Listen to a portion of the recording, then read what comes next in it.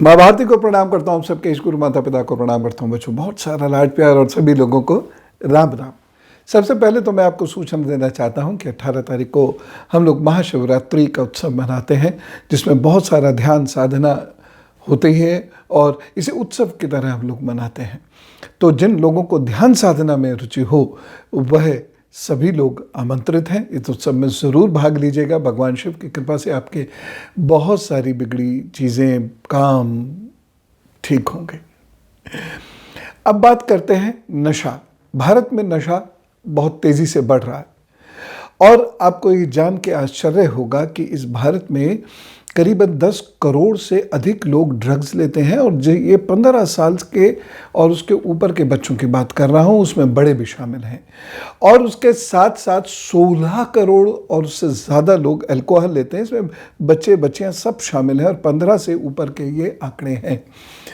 हिंदू के रेफरेंस से, Indian express के रेफरेंस से, पीआईबी के रेफरेंस से ये मैंने आंकड़े आपको दिए हैं और ये बहुत बड़ी संख्या है, क्योंकि इसमें उन लोगों के आंकड़े नहीं हैं जो इनफॉर्मल तरीके से ड्रग्स का सेवन करते हैं, जो पकड़े नहीं गए, जिनकी कहीं कोई रिपोर्ट नहीं हुई। तो वो अगर मिला लिया जाए तो हृदय विदारक स्थिति है। बच्चे स्कूलों में जाकर दोस्ती करके जब वो बाहर आते हैं तो ड्रग पेडलर्स के जाल में उलझ जाते हैं और ड्रग्स लेनी शुरू करते हैं, अल्कोहल लेना शुरू करते हैं। फ्रेशर्स पार्टी में या पासिंग आउट पार्टीज़ में इस प्रकार के ड्रग्स और अल्कोहल खूब चलते हैं। दोस्तों की पार्टीज़ में ड्रग और अल्कोहल खूब चलते हैं और बहुत सारे पेरेंट्स भी इसके लिए रिस्पॉन्सिबल हैं, क्योंकि वो लिबरलिज्म के नाम पर, मॉडर्निटी के नाम पर अपने बच्चे बच्चियों को ऐसी जगहों पर जाने देते हैं ये देखे बिना कि वहाँ क्या वो कर रहे हैं, क्या करके आ रहे हैं। उनको दुनिया को बताने में बड़ा मज़ा आता है कि नाइट आउट कर रहे हैं, लेकिन उसकी ज़िंदगी जब ख़त्म होगी, वो सड़ेगा उसका शरीर, और जब उसका घर बिखरेगा तो इस सब की रिस्पॉन्सिबिलिटी उन पेरेंट्स को उठानी पड़ेगी। फिर वो कुंडली लेके इधर उधर घूमे कि हमारा बच्चा ये करता है, ये करता है, ये करता है। उससे कुछ होने वाला नहीं है। लोग आपको सिर्फ बेवकूफ़ बनाएंगे, लेकिन उसका कोई बहुत ज़्यादा असर होता नहीं है, क्योंकि गलती जब हो रही थी तो आप भी उसमें शामिल थे। ऐसे पेरेंट्स से मैं दरख्वास्त करूँगा, थोड़ा स्ट्रिक्ट हो जाइए। हमारे यहाँ की कंडीशंस बहुत अलग हैं, हमारे यहाँ की क्लाइमेट बहुत अलग है और अल्कोहल और ड्रग्स इसका सेवन नहीं करना चाहिए। और उसमें भी कुछ सिंथेटिक ड्रग्स आनी शुरू हुई हैं, जिसकी आदत अगर किसी को पड़ गई तो बाहर निकलना उसका बहुत मुश्किल है और बहुत ही मुश्किल से वो बच पाता है और बहुत अर्ली एज में उसके प्राण चले जाते हैं। सब जगह माता पिता रिस्पॉन्सिबल नहीं है। बहुत सारे माता पिता ये चाहते हैं कि बच्चे रात को घर में हों, पढ़ाई लिखाई करें, लेकिन बच्चे भी उनकी बात नहीं सुनते, क्योंकि वो फैशन की वजह से। कुछ बच्चे कहते हैं कि हम बहुत इमोशनल हो जाते हैं, इस वजह से। कुछ बच्चे कहते हैं हम डिप्रेशन और टेंशन में, इस वजह से वो ड्रग्स लेते हैं, वो शराब का सेवन करते हैं। और ऐसे बहुत बड़ी संख्या है जो रिकॉर्ड नहीं होती है, क्योंकि वो अजीब व गरीब किस्म की ड्रग्स लेते हैं। सरकार कितनी सिंसियर है इसे रोकने में, ये आप सब लोग जानते हैं, क्योंकि लिकर कंजम्पशन अगर 2020 के आंकड़ों से देखा जाए तो ये 16.1 बिलियन से ज़्यादा होने जा रहा है। 1 बिलियन लीटर की बात कर रहा हूँ, और ये गवर्नमेंट्स सपोर्ट करती है। नहीं तो गवर्नमेंट के पास तो वो ताकत है ओवरनाइट बंद कर दे, लेकिन मैक्सिमम रेवेन्यू यहीं से आता है, इसलिए वो उसको प्रमोट करते हैं। ये सारा खेल मार्केट का है, जिसका शिकार आप, आपका परिवार या आपके बच्चे होते हैं। तो आप तो अलर्ट रहिए। दूसरी बात, थोड़ी ज्योतिष के पॉइंट ऑफ व्यू से हम देखते हैं तो जिन लोगों का राहु और शनि बहुत खराब होता है, या जिन लोगों के राहु से बृहस्पति खराब हो जाता है, गुरु चंडाल आदि योग बनाता है। वास्तव में गुरु चंडाल मतलब बहुत करीबी डिग्रीज पर अगर वो होता है तो ऐसी प्रॉब्लम्स आ जाती हैं। जिन लोगों का राहु शनि साथ साथ होता है, उन लोगों की ज़िंदगी में भी इस प्रकार की इच्छाएं बनती हैं, और जहां उनको मौका मिलता है उनका हृदय कमज़ोर पड़ जाता है, मन शक्ति जो मनोबल है वो कमज़ोर पड़ जाता है, और वो लिकर की तरफ या ड्रग्स की तरफ चले जाते हैं। और ज़िंदगी बर्बाद कर लेते हैं। क्योंकि ये पहले बुराई की गर्त में डालेगा और उसके बाद ज़िंदगी ख़त्म करेगा। इससे बचने के लिए आपको अपना मनोबल बहुत स्ट्रांग रखना होगा। लेकिन समस्या ये है कि आश्रम जैसी जगह जहाँ ध्यान साधना होती है, जहाँ सेवा होती है, ख़ास तौर से मैं अपनी बात कर रहा हूँ, हमारे आश्रम में तो खूब होता है, वहाँ वो ना बच्चे आते हैं और पेरेंट्स भी लाना नहीं चाहते, क्योंकि ना जाने किन लोगों ने ये दिमाग में बिठा दिया कि ये कोई उम्र होती है आश्रम जाने की। तो कौन सी उम्र होती है? जब हाथ पैर कांपने लग जाते हैं, जब आप सोचना समझना बंद कर देते हैं, वो उम्र होती है? नहीं, तब तक तो सारा खेल ख़त्म हो जाता है।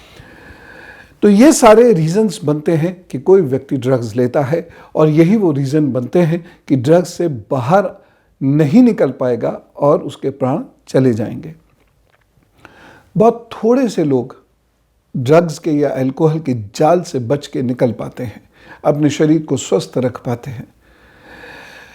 वो इसके जाल में उलझ के भी बाहर आ जाते हैं। ऐसे तो बहुत 1 या 2% शायद ऐसे लोग होते हों, यद्यपि इसके बहुत पुख्ता आंकड़े मेरे पास नहीं है कि जो डी एडिक्शन सेंटर्स हैं वहाँ का क्या कंट्रीब्यूशन है और वो किस तरीके से कितने लोगों को डी एडिक्ट कर चुका है, ये अभी नहीं पता। लेकिन समाज में जब वो बच्चे आते हैं तो समाज भी उन्हें नहीं बख्शता, परिवार भी उन्हें नहीं बख्शता, ताने मारते हैं, लिहाजा वो लोग फिर उसी गर्त में जा गिरते हैं। तो ये एक सामाजिक समस्या तो है ही, ज्योतिषीय समस्या भी है। अब हमें ये देखना है कि इस समस्या के निराकरण के लिए हम क्या कर सकते हैं। बहुत सारी परेशानी आप लोगों को होंगी इसमें, बहुत सारी दिक्कतें आपको होंगी इसमें, और आप उनको प्रश्न करोगे, जी सुनते नहीं है, ये नहीं करते, वो नहीं करते। जब कोई कुछ करता ही नहीं है तो आप कुछ भी नहीं कर सकते, क्योंकि जिसको दर्द है दवा उसी को खानी पड़ेगी। दर्द चिल्लाने से दर्द ठीक नहीं होता है, दवा करनी पड़ती है। अब जो मेडिसिन वाला पार्ट है उसको हम आयुर्वेद या होम्योपैथी या एलोपैथी के डॉक्टर्स के हाथ में छोड़ते हैं, आप उनसे कंसल्ट कीजिए। जो दूसरा वाला पार्ट है वो मैं आपको बताता हूँ। वनस्पति ये अनेक ग्रहों का निदान है। यद्यपि आप में से ज़्यादातर लोग अंगूठियाँ पहनने में ज़्यादा विश्वास रखते हैं, या बहुत सारे लोग अंगूठियाँ पहनवाने में ज़्यादा विश्वास रखते हैं, ये अलग अलग मान्यताओं की बात है, जिसको जो सूट करे। मैं वनस्पति पर ही ज़्यादा जोर देता हूँ। ये जो बगल में घास उगती है, ये बहुत बढ़िया इलाज है अनेक ग्रहों का। ये जो चिरचिटा उगता है, ये इलाज है बहुत सारे रोगों का। हल्दी भी क्या है? एक जड़ी है, इलाज है बहुत सारे रोगों का। और ख़ास तौर से जिस बीमारी की, जिस परेशानी की हम अभी चर्चा कर रहे हैं, ये वहाँ पर बहुत कामयाब होती है। मेरे विचार से आपको जो उपाय करने चाहिए वो फटाफट लिखिए। पहली चीज़, जो भी व्यक्ति ड्रग्स का एडिक्टेड हो गया है या लिकर्स का एडिक्टेड हो गया है, बहुत कंजम्पशन उसका करने लगा है, कम उम्र के बच्चे हैं और वो अगर कंजम्पशन करने लगेंगे तो उनका लिवर डैमेज हो गई होगा। डॉक्टर्स भी कह रहे हैं इस बात को, क्योंकि बृहस्पति की स्थिति बहुत ख़राब होती है इसमें, राहु शनि की स्थिति बहुत ख़राब होती है इसमें, इसलिए दिमाग भी ख़राब होता है, इसलिए लिवर भी डैमेज होता है, बचना मुश्किल हो जाता है, और बच भी गए तो वो घिसटते घिसटते की तरह से ज़िंदगी चलती है। कोई बात नहीं, नींबू पानी दीजिए, दिन में 2 या 3 बार आधा आधा नींबू निचोड़कर नींबू पानी दीजिए। उसमें ना नमक पड़ेगी ना चीनी। शुरू में डाल सकते हैं, लेकिन बाद में बिना नमक चीनी के ही ये देना है। दूसरा उपाय, सुबह और शाम गुनगुने जल में 1-1 चुटकी हल्दी घोलकर वो ज़रूर पिला दिया कीजिए ऐसे लोगों को जो एडिक्टेड हो गए हैं।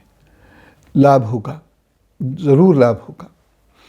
तीसरी चीज़ जो आप लोगों को नोट करनी है वो ये है कि रात में मेथी और धनिया भिगो दीजिए और सुबह छान लीजिए और उसका जल पिला दीजिए, कुल्ला किए बगैर, जिससे कि लिवर भी मजबूत हो, शरीर का दर्द निकले, विचार शुद्ध हो।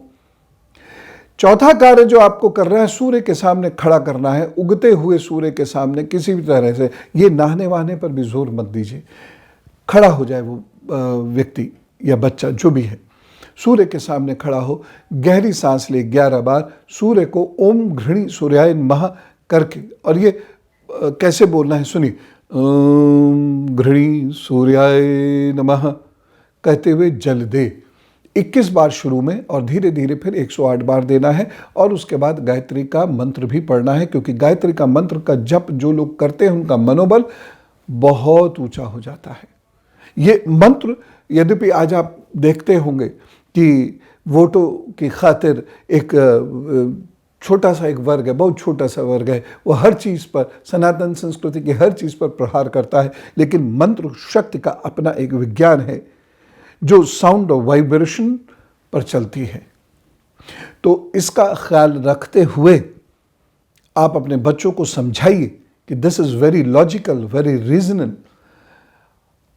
और वेरी साइंटिफिक, तब वो इसको मानेंगे। और उनसे कहिए कि तुम हेल एंड हर्टी रहो, तुमको अच्छा फील हो, इसलिए ये सूर्य वाली उपासना तुम कर लो। और उसके बाद वो थोड़ा थोड़ा टहलें, आप उनके साथ भी टहलने जा सकते हैं। और जब टहलें तो इधर उधर की बात नहीं करें, उन्हें पिंच नहीं करें, उनके साथ गप करें, खेलें कूदें। बहुत सारे पेरेंट्स की आदत होती है वो हर चीज़ में बच्चों को पिंच करते हैं, सुधरने का मौका वो खुद ही नहीं देते।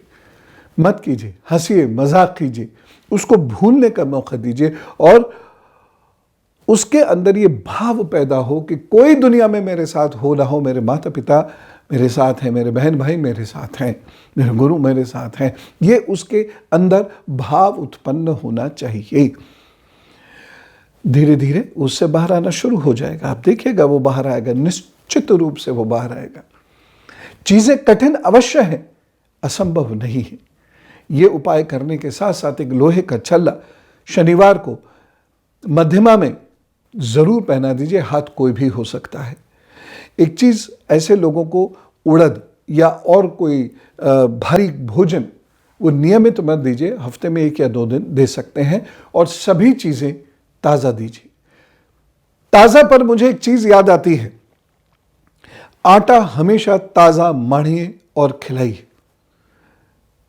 बहुत सारे लोग कहते हैं बासी आटे में भूत होता है, वह समझाने की दृष्टि से कहते हैं, वास्तव में भूत नहीं होता उसके अंदर, लेकिन उसके अंदर रोग होते हैं, कीटाणु होते हैं, जिसकी वजह से कोई व्यक्ति बीमार पड़ता है। तो आटे को आप ताज़ा बना के दिए, रखे हुए चावल मत दीजिए, ताज़े बना के दीजिए, ज़्यादा वक्त नहीं लगता। कोई भी चीज़ रखी हुई मत दीजिए। दूध को बार बार नहीं उबालना चाहिए, ये भी ध्यान रखिए। एक बार उबाल दिया, उसके बाद जब किसी को पीना हो बस उतना लें, उतना ही उबालें। सारा दूध कई बार हम उबालते हैं, वह ठीक नहीं है। दूध के गुण उससे कम होते चले जाते हैं। ऐसे लोगों को फ्रूट्स, खासतौर से साइट्रस फ्रूट्स ज़रूर दीजिए, रसीले फल इनको ज़रूर खिलाइए, चीकू ज़रूर खिलाइए, अंगूर ज़रूर खिलाइए। शरीर में शक्ति आएगी, मनोबल बढ़ना शुरू होगा। तो एक सूर्य से मनोबल ले रहे हैं, छल्ले से मनोबल ले रहे हैं, और शरीर को मजबूत कर रहे हैं मेथी से, शरीर को मजबूत कर रहे हैं उसके पानी से जो हम बिना कुल्ला किए पिएंगे, और उसके साथ साथ फल, और उसमें भी विशेष क्या है, चीकू, अंगूर, हरा वाला जो अंगूर होता है वह, या मुनक्का। इससे वह बच्चा, व्यक्ति मजबूत होना शुरू होगा, और धीरे धीरे वह इस सब से बाहर आना शुरू हो जाएगा।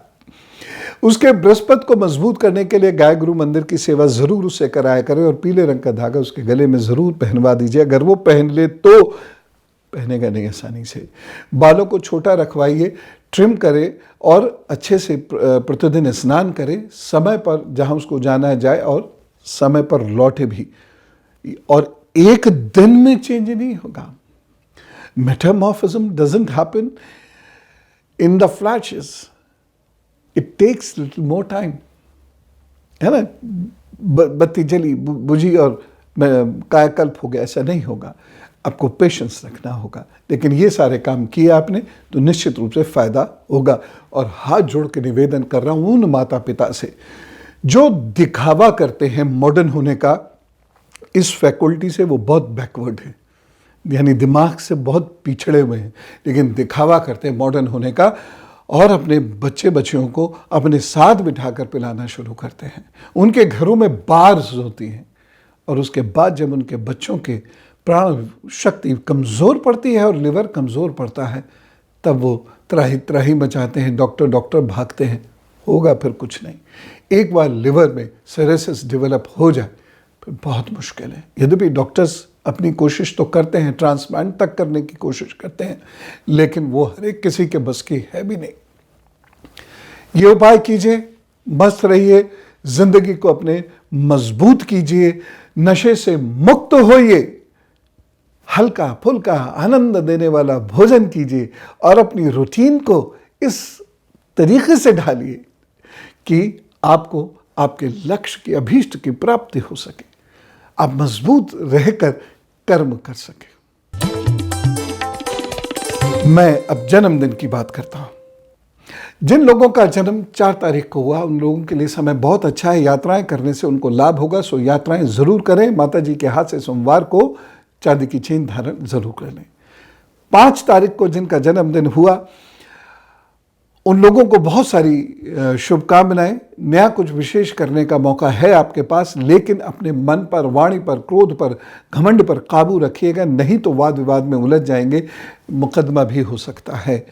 तो ध्यान रखते हुए चले, गाड़ी तेज न चलाएं, परेशानियां दिखाई दे रही हैं। मंगल और शनिवार को सरसों के तेल का दान जरूर करें।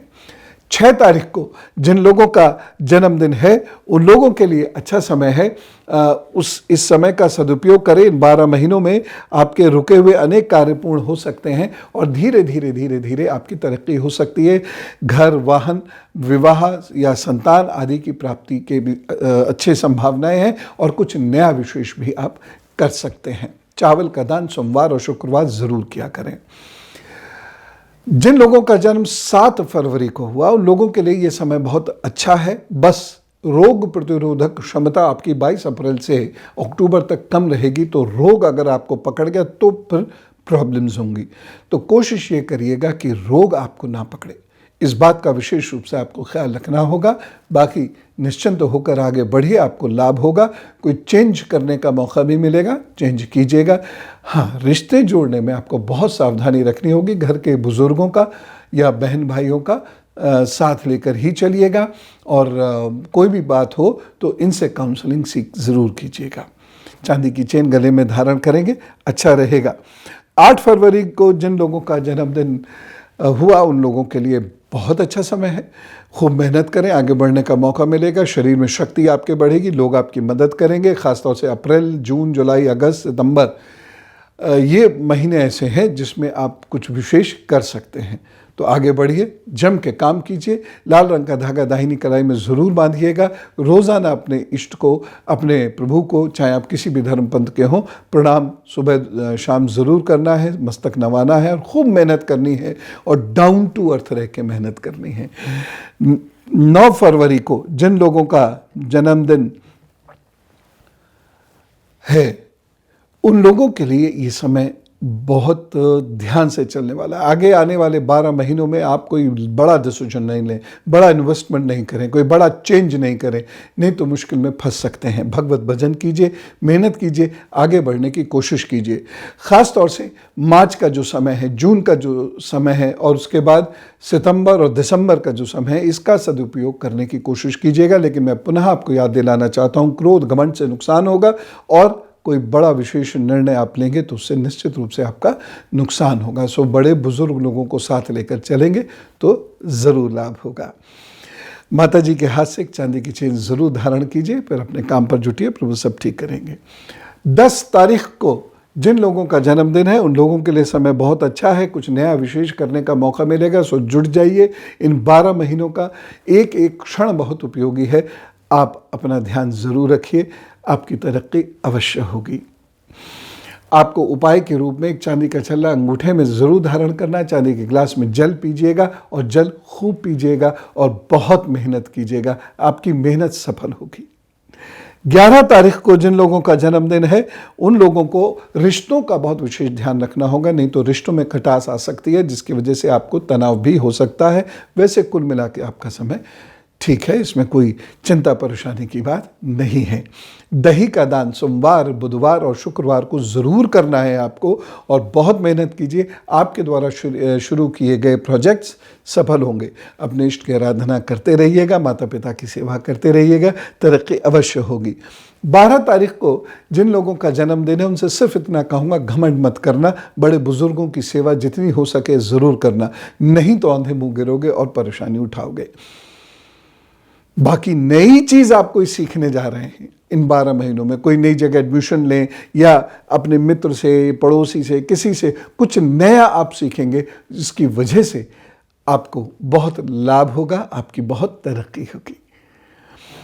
आप उपाय के तौर पर एक काम कर लीजिएगा।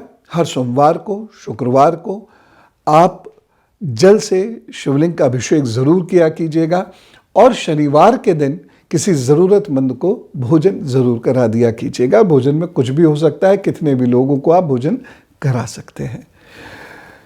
तो ये आपके जन्मदिन का हाल है। आशा करता हूँ आप मेरी बात को मानेंगे तो लाभ में ज़रूर रहेंगे।